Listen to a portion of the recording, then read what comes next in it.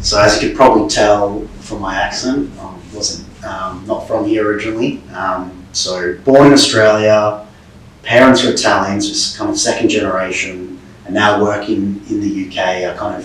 I know what it's like to have, perhaps feel like you're in a different place and that not belonging feeling. So that kind of led me to just to become a mentor and wanting to kind of just ingratiate myself and feel part of a community here in Bristol for the first time. And I was really fortunate to grow up with some really strong mentors in my life, especially at a kind of young age. And I think growing up, it's really tough for young people, especially young men. So to have the opportunity to meet someone like Andhy and to be able to be there for him was something that I've been wanting to do for a long time. And I was really excited to get part of it.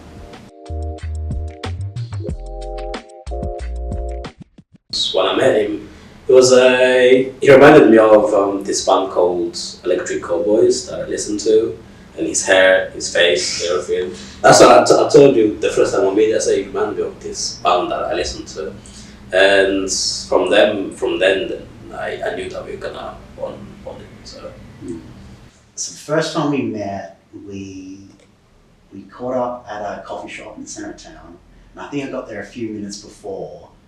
And I kind of noticed you from across the room, and I thought, oh, that might be potential mentee Andhy. And I think my first impression was, quiet, reserved bloke. And then Pooji arrived and introduced me to you. And the first thing you said, you turned around and, to your point, you said, oh man, I like your hair. And I thought, wow, there's something about this kid. And then we started talking and you kind of perhaps went into your shell a little bit and quiet, but then your hobbies came out and you started again, this passion and this verve and this exuberance for life came out of you as you're talking about all your different hobbies. And going into this, one of my only concerns, my major concern was like, we're going to be different people. What if we had nothing to connect about or on, or what we're going to talk about if we didn't have any shared likes or interests? But hearing you speak about all the different things you're passionate about, it just qualmed all my fears, and I thought we're going to have a good time here. Plus, saying I had nice hair it was a good start.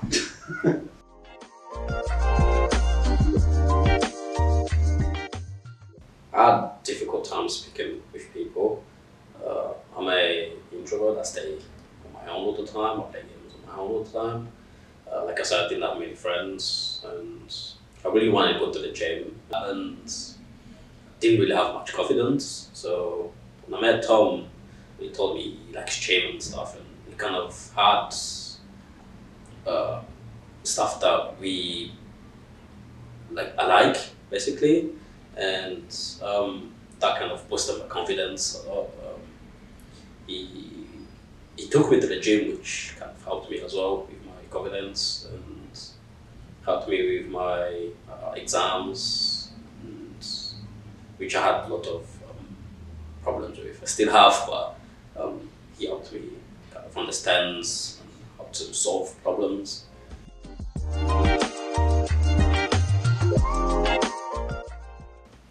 For me, I think he's a really good listener, and I think I do too, probably.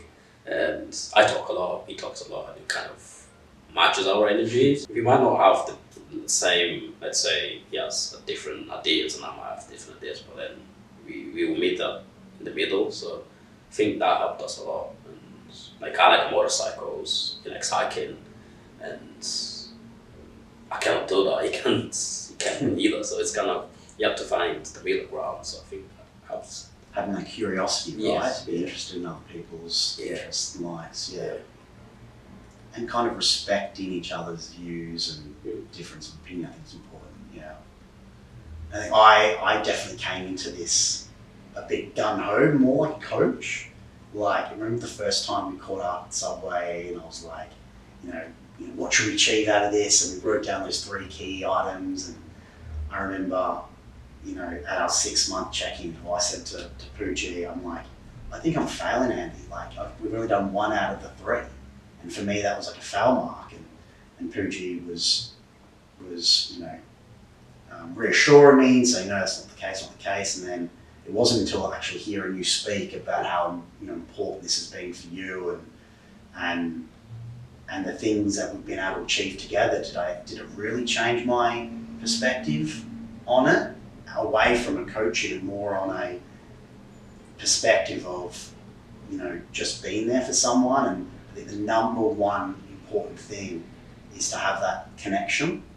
And it doesn't mean you have to have the same likes. It doesn't mean that you have to be the same person. It just means alluding to the fact what you're saying is having that curiosity and that respect for each other's interests. And I think that's what's been really integral for us, is to have that connection and that want to hang out at the end of the day, because that means it doesn't become a chore. It becomes something you actually enjoy doing. It becomes a part of your life.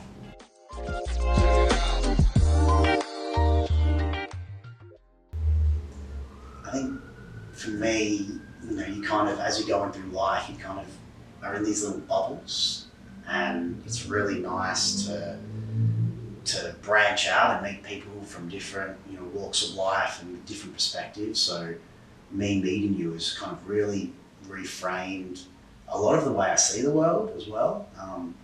And I hadn't really done much volunteering before this, but this has kind of spurred on something in me. And I was appointed finance trustee of a charity just recently, and I've been involved with that a lot more. So it's really helped me just expand on that and really jump into it from being something that I've been wanting to do for a long time to now being something that is part of my life. And this experience and this volunteering experience has been one of the best things I've been through the last 12 months, and something that when I look back I'll always be fond of. I think for me it's like I'm a lazy person, so Tom kind of pushed me to work hard and never give up, which is like for my last I did a course just recently, and I was talking to Tom like I might not finished my course because I don't have this and this, and he said just stick to it and we'll find a solution to fix that. So if he didn't say that, I would have just left it there and didn't finish it. So I wouldn't got my certificate and I wouldn't have gone far. So now I have the certificate and I can get a job basically in that area because Tom kind of pushed me. Then me having that energy to go forward. And that sense of achievement, right? Yeah.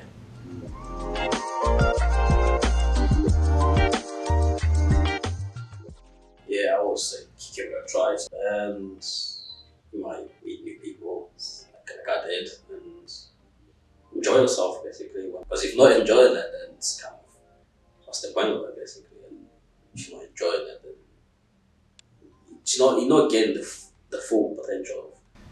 Well, take it from me. I think for me, it's been one of the most rewarding experiences. All the qualms and concerns you may have going into it, I think they're really small fry once you see the impact you can have on someone.